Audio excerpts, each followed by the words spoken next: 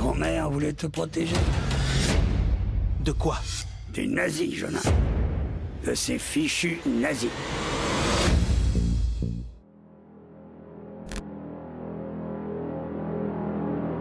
"2,000 years ago, the proudest post was Civis Romanus Sum. Today, in the world of freedom, the proudest boast is FBI Berliner."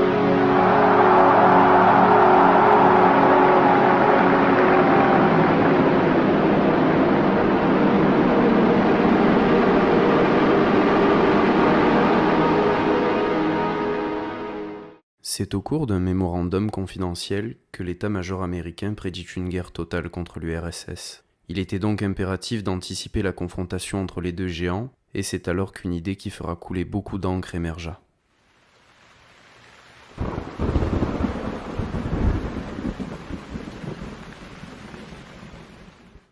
C'est plus de 1600 scientifiques allemands qui furent recrutés dans le but de contribuer à l'évolution états-unienne sur le plan militaire et sur la conquête spatiale. Parmi eux, certains étaient de proches collaborateurs d'Hitler, des hommes coupables de meurtre, de réduction en esclavage ou d'expérimentation sur des êtres humains.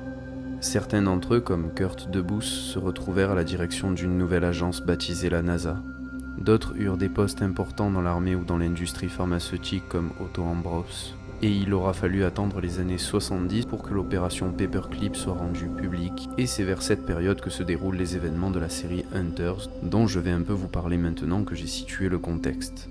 Dans cette série, on suit les traces du jeune Jonah qui, après l'assassinat de sa grand-mère, fait la connaissance de Meyer Offerman, interprété par le seul, l'unique Al Pacino. Et c'est au cours de leur conversation que Jonah apprit l'existence de l'opération Paperclip, et qu'étant une ancienne déportée juive, sa grand-mère menait une double vie de chasseuse de nazis, ce qui ne fera pas planer beaucoup de doutes sur les raisons de son assassinat.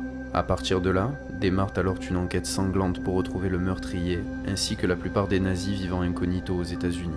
Ce qui donne l'occasion à Meyer de présenter Jonah aux Hunters, qui est donc le fameux groupe de chasseurs de nazis au cœur de l'intrigue. La seule chose que tu dois savoir à propos de cette série avant de la commencer, c'est qu'à l'image d'un Inglourious Basterds, Hunters n'hésite pas à trafiquer l'histoire et à utiliser de l'humour cartoonesque tout en gardant un côté tragique, avec des scènes difficiles à voir et dont le niveau de tristesse est assez élevé.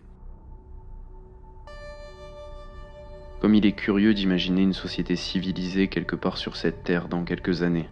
Un immigrant dont le passé porterait trace d'un passage dans l'armée états-unienne pourrait-il trouver un emploi ? Faudrait-il procéder à une enquête ? Avait-il torturé des prisonniers, téléguidé des avions tueurs d'enfants, rasé des maisons, abattu des civils dans un certain nombre de pays, utilisé des bombes à fragmentation, de l'uranium appauvri, du phosphore blanc ? Avait-il occupé un emploi dans le système carcéral états-unien ? Dans le système de rétention des immigrés, dans un couloir de la mort? Jusqu'où faudra-t-il approfondir cette enquête?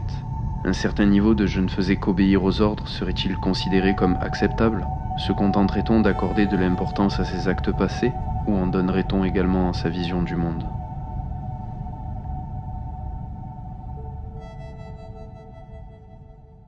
Bref, tu as deux choses à savoir sur Hunters. La première, c'est que c'est disponible sur Amazon Prime, et la deuxième, c'est que c'est vraiment trop cool. Donc je t'invite vraiment à aller voir cette série parce qu'elle est exceptionnelle. Voilà, je peux pas dire mieux. Sur ce, moi je t'invite à liker la vidéo, à t'abonner si elle t'a plu. Et puis je te dis à la semaine prochaine. Peace.